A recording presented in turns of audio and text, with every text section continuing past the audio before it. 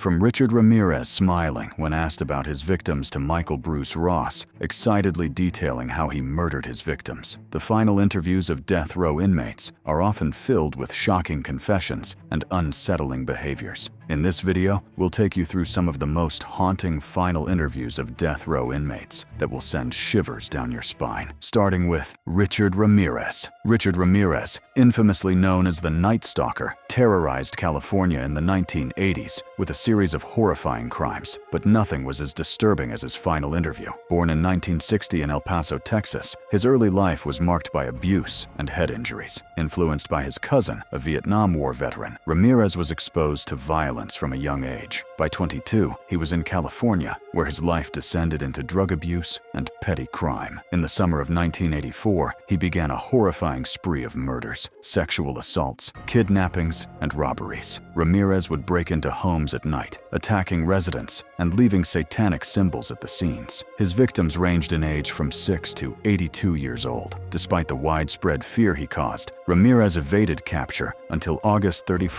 1985, when vigilant citizens helped to apprehend him. His trial was a media sensation, marked by his courtroom appearances with a pentagram on his hand and a complete lack of remorse. Convicted of 13 murders, 5 attempted murders, 11 sexual assaults, and 14 burglaries, Ramirez received 19 death sentences. He spent his final years on death row at San Quentin State Prison. In 1993, Ramirez gave his last interview, offering a chilling glimpse into his mind. He was disturbingly calm and detached, showing no remorse for his actions. During the interview, Ramirez revealed that he didn't care about people and was indifferent about his fate after being convicted. His behavior during the interview, smirking at times, unflinching at others, indicates a person disconnected from societal norms and the value of human life. Ramirez's references to Satanism during the interview, while still on death row, Ramirez died of cancer. If you found Richard Ramirez's interview disturbing, brace yourself for what comes next. Michael Bruce Ross. Michael Bruce Ross terrorized Connecticut and New York in the early 1980s with a series of brutal murders targeting young girls and women. Born on July 26,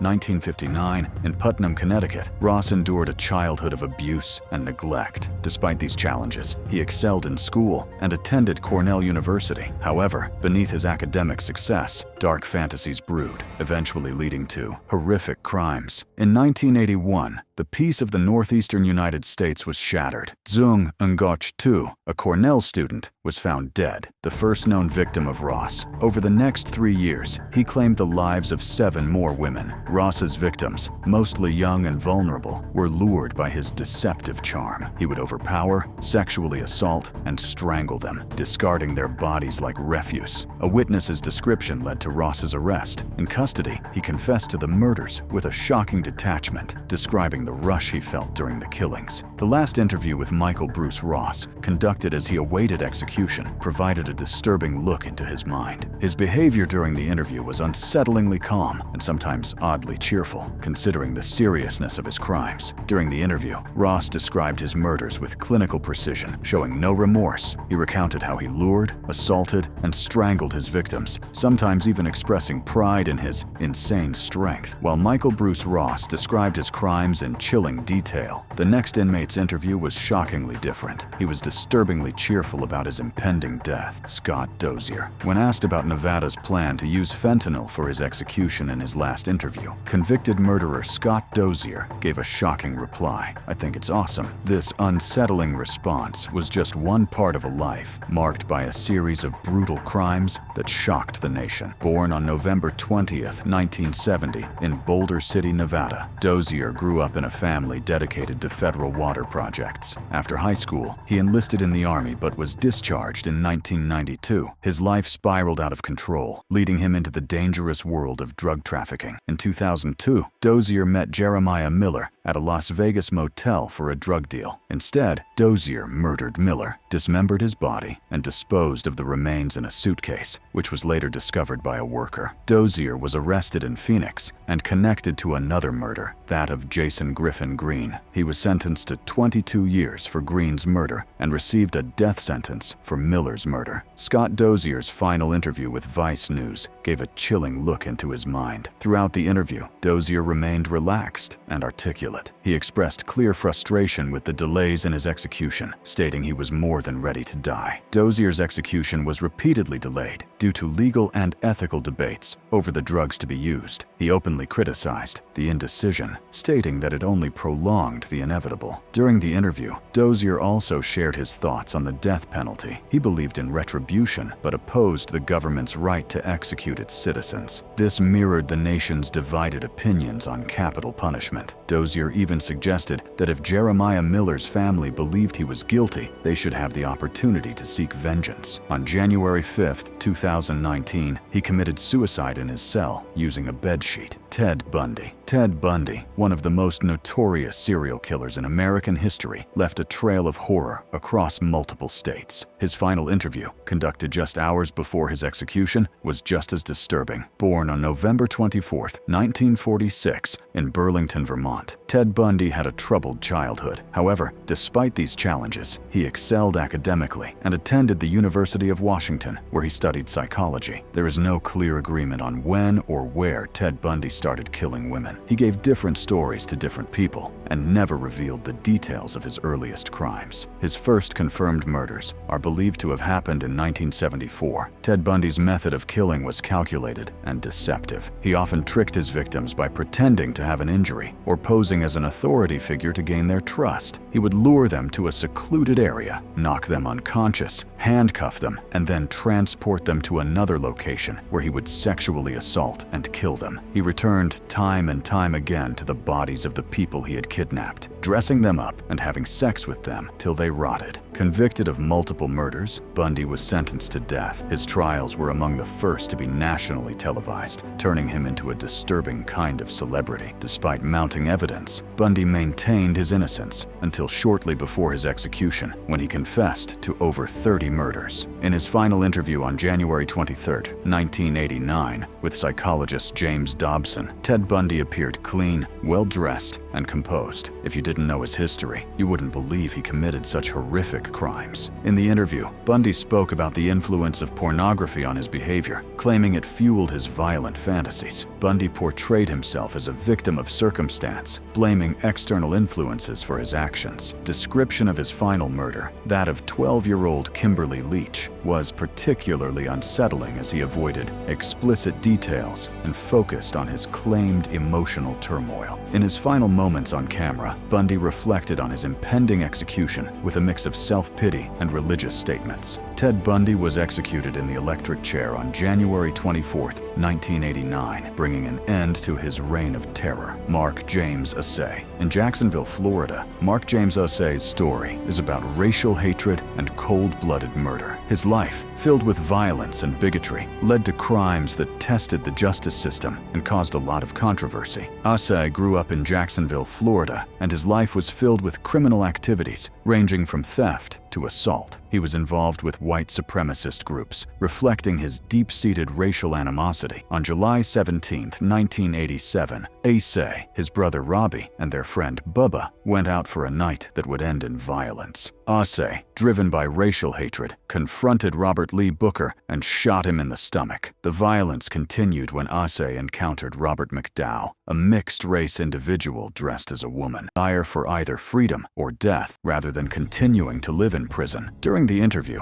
Assay confessed to killing Robert McDowell, but maintained his innocence in the murder of Robert Lee Booker, despite the evidence against him. He spoke about the dangers of gun ownership, warning others about the ease with which firearms can lead to life-altering consequences. Assay's anti-gun sentiment was clear as he urged others to avoid his fate. The interview provided a disturbing insight into Assay's mind. He had come to terms with the gravity of his actions, but still held out hope for clemency. On August 24, 2017, Florida executed Mark James Assay, making him the first white man in the state's history to be put to death for the murder of a black victim. His execution marked the end of a life filled with hatred and violence. While Mike James Assay spoke about the dangers of guns in his last interview, the next inmate disturbingly revealed his unfulfilled ambitions to become a dictator. Andrei Chikatilo, known as the Butcher of Rostov, Andrei Chikatilo's gruesome spree of violence shook the Soviet Union to its its core. Chikatilo's descent into violence began in earnest in the late 1970s. His first known victim was a 9-year-old girl named Yelena Zakotnova, whom he lured to an abandoned house in December of 1978. There, he attempted to rape her, but failed, leading to a violent outburst in which he strangled the child and stabbed her to death. This brutal act marked the beginning of a 12-year period during which Chikatilo preyed upon the young and vulnerable, leaving a trail of mutilated bodies across the Rostov Oblast. He targeted women and children, often approaching them at bus or train stations under the guise of a concerned citizen or a friendly stranger. Once he had gained their trust, he would lead them away to secluded areas where he would unleash his violent urges. It wasn't until September of 1990 that Chikatilo was finally arrested, thanks to a combination of forensic evidence and eyewitness accounts. His subsequent trial was a spectacle, with Chikatilo housed in a specially constructed cage for his own protection against the justifiable wrath of the victims' families. The trial ended in a guilty verdict, and Chikatilo was sentenced to death. As he awaited his execution, he agreed to a final interview. Before his execution, Chikatilo agreed to a final interview. In the interview, he described the wartime violence he witnessed, the tales of cannibalism that seemed to foreshadow his own future acts. Yet, there was no trace of emotion in his voice, no sign of trauma in his eyes. It was as if he was recounting someone else's life, not his own. When discussing his crimes, he talked about his victims as if they were just objects, tools for his pleasure and rage. The interviewer tried to understand why he did it, but Chikatilo provided no answers. He gave no excuses or reasons, just a straightforward account of his brutal actions. He revealed a past desire to become a dictator, a ruler with absolute power. Andrei Chikatilo was executed by gunshot in February 1994, ending the life of one of the most notorious serial killers in history, Carol Cole. Carol Cole, an American serial killer, murdered up to 30 people between 1947 and 1980. His violent tendencies surfaced during the 1960s, when he began attacking couples in parked cars and fantasizing about strangling women. Cole's first known murder as an adult was a woman he met in a San Diego tavern and strangled in his car on May 7, 1971. Just 2 weeks later, he killed another woman and buried her in a wooded area. His violent spree continued with the murder of his wife, Diana Faye Younglove Paschal, in September 1979. Despite the suspicious circumstances surrounding his wife's death, Cole was released without charge. Cole traveled across the country, leaving a trail of victims. He was arrested in 1980 and convicted of 3 murders in Texas, receiving a life sentence at Huntsville Prison. Cole killed 16 people in total, although he confessed to 35 murders. In 1984, he faced more charges in Nevada and was convicted of 2 additional murders from 1977 and 1979. Sentenced to death in Nevada, he accepted his fate with chilling indifference, saying, "Thanks, Judge." 3 days before his execution, Carol Cole granted an interview to Las Vegas's KLAS-TV while smoking a cigarette. He was unsettlingly calm as he spoke, displaying a detachment that was as shocking as his crimes. When asked why he chose not to fight for his life, he simply replied, "I just don't care to." Carol Cole was executed by lethal injection at Nevada State Prison on December 6, 1985. His brain was later studied for abnormalities at the University of Nevada, Reno Medical School. Gary Ray Bowles. During Gary Ray Bowles' last interview, Bowles tried to rationalize his actions, claiming a deep-seated hatred for gay men drove him to murder. Known as the I-95 Killer, Bowles terrorized gay men living near the Interstate 95 highway with his brutal murders. Born on January 25, 1962, in Clifton Forge, Virginia, Bowles endured a troubled childhood. At 13, Bowles fought back against his stepfather, severely injuring him, and soon after, he ran away from home. In 1982, he was arrested for assault and sexual battery of his girlfriend and sentenced to 6 years in prison. Released in 1991, he was convicted of unarmed robbery and served another 2 years. His life of crime escalated dramatically in 1994 when he began a 6-month killing spree. On March 15, 1994, in Daytona Beach, Florida, Bowles murdered his first known unknown victim, John Hardy Roberts, after Roberts had offered him a place to stay. Bowles beat and strangled Roberts, then fled with his credit card. Over the next few months, Bowles killed 5 more men. His method was consistent. He prostituted himself to his victims,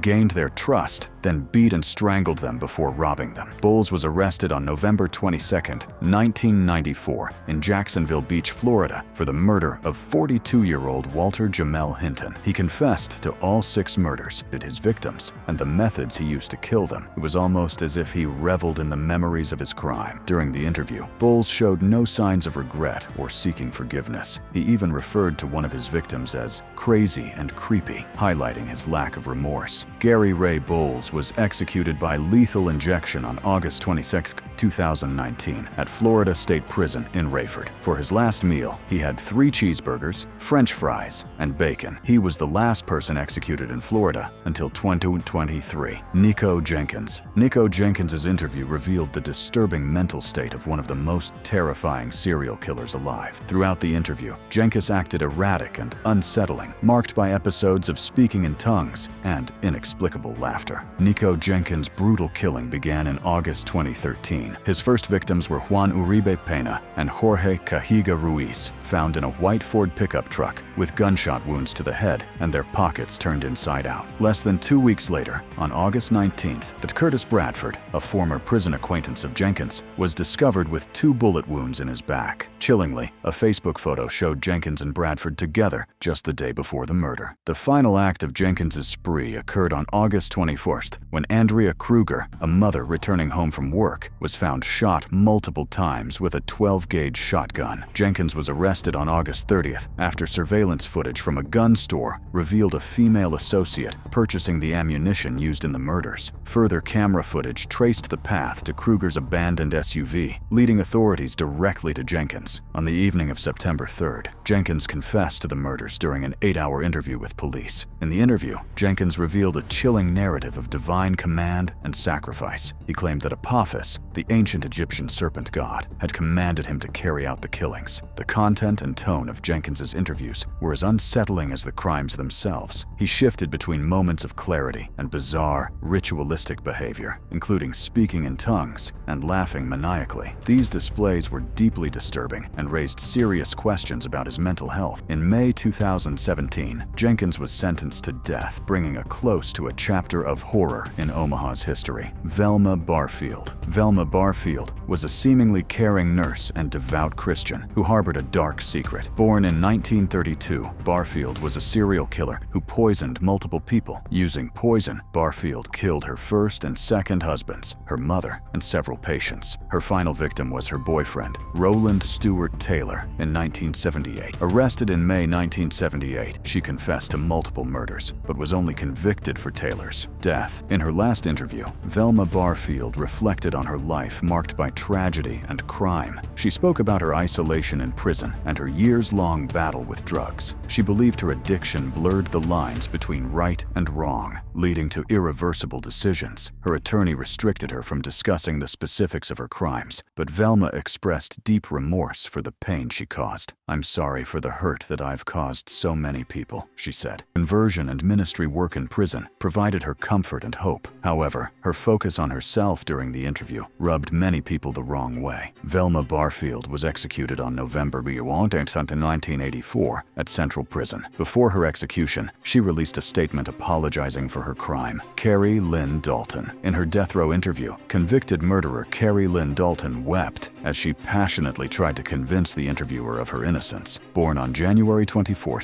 1959, in Van Nuys, California, Dalton was raised by a single mother. Struggling with single parenthood and substance abuse, Dalton's life became increasingly entangled with drugs. In June 1988, her chaotic life led to a deadly meeting with Irene Melanie May. They argued over theft, and it turned violent. May was tortured and killed with a syringe filled with battery acid. Dalton's crimes shocked the community, leading to her arrest and conviction. She was sentenced to death and spent years on death row, where she was granted a rare interview. During the interview, Dalton expressed anger at the system and denied her involvement in May's murder. despite admitting to other crimes. The interview revealed her deep regret and remorse for her actions. She spoke of the pain her incarceration caused her family, particularly her children, and described her daily battle with self-hatred. Facing execution, Dalton conveyed a chilling indifference, stating, "Dying doesn't scare me. The bad part is living here every day." She hoped her story would serve as a warning against the perils of drug addiction and a criminal lifestyle. Up next is the disturbing interview with the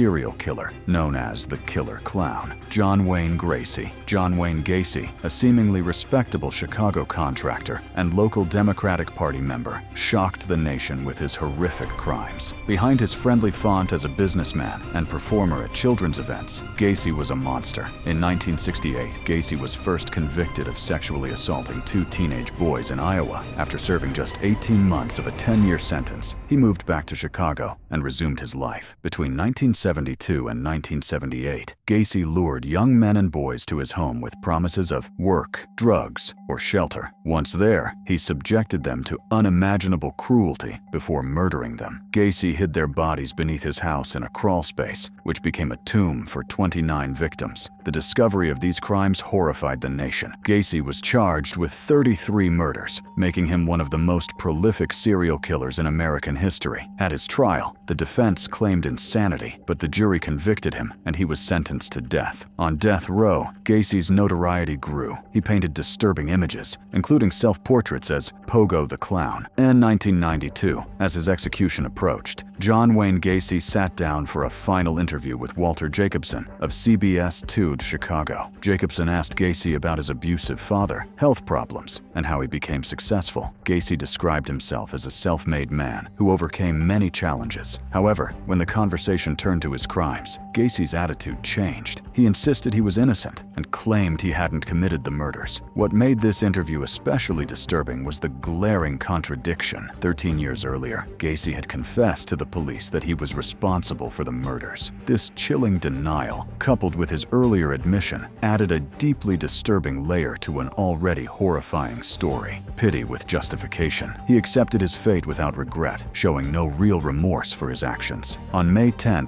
1994, Gacy was put to death at Stateville Correctional Center by lethal injection. Joseph Paul Franklin. Joseph Paul Franklin, born James Clayton Vaughn Jr., embarked on a 3-year campaign of terror that left a trail of bloodshed across multiple states. His hatred and violence claimed the lives of at least 8 individuals, targeting Black and Jewish people. His violent spree began in 1977 when he firebombed the Beth Shalom Synagogue in Chattanooga, Tennessee. Joseph Paul Franklin killed at least 21 people during his violent spree. His final known murders occurred in Salt Lake City, Utah, where he killed 2 black men near Liberty Park. Franklin was eventually captured in Florida in 1980. His distinctive racist tattoos and frequent blood bank visits helped the FBI identify him. Convicted of multiple murders, he received life sentences and the death penalty in several states. In a final interview with CNN, Franklin renounced his racist views, claiming to have changed after interacting with black individuals in prison and realizing they were people just like us. He blamed his past actions on illogical thinking and an abusive upbringing. The interview didn't reveal much about his violent crimes, but it did give some insight into his mind. Franklin admitted his goal was to start a race war, showing the twisted beliefs behind his violence. This look into his thoughts highlighted the dangerous mix of hatred and delusion that drove him to commit such terrible acts. He was executed by lethal injection on November 20,